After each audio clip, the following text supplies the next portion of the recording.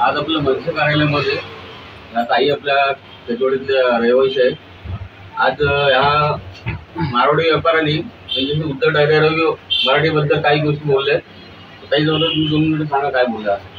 मी विमल मस्कर.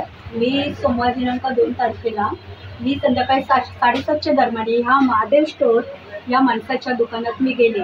ह्या माणसाला मी तरीही त्याची चुकी असताना 3 वेळा विचारलं.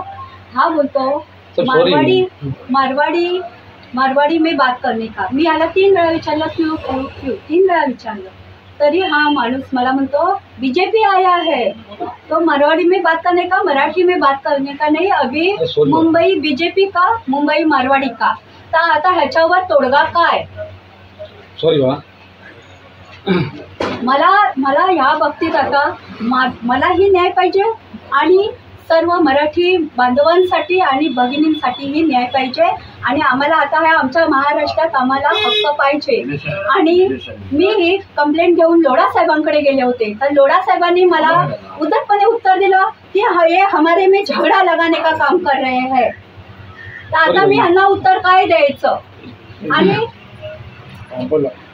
आणि ह्या लोढा साहेबांना आजपर्यंत आम्ही सपोर्ट केला आणि या आमच्या दक्षिण मुंबईत त्यांना आम्ही निवडून आणलं आणि त्यांनी मला समोरून म्हणतात मी यांना ओळखत नाही. म्हणजे हा प्रश्न कुठे गेला. मी ओळखत नाही.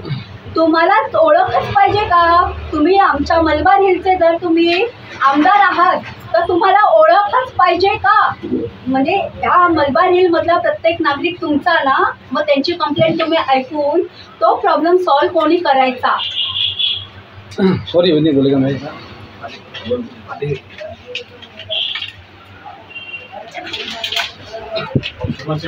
देगा कोई सामान लेना मेरे पास सामान लेना है. भाई बोला मैं खाली पेतन वाले भाभी था. मैंने उनको ऐसा बोल दिया कि भाभी अभी बीजेपी आ गया मारवाड़ी बोलो. तो सर इतना बोला सॉरी हो गया मेरे से ऐसा मालूम था सर. सॉरी हो गया. मारवाड़ी क्यों बोल लेगा. सर मराठी में बोलेंगे ना. बोला क्या मैं जिंदगी में ऐसा नहीं बोलूंगा भाई. माफ करो बस साहब मेरे को.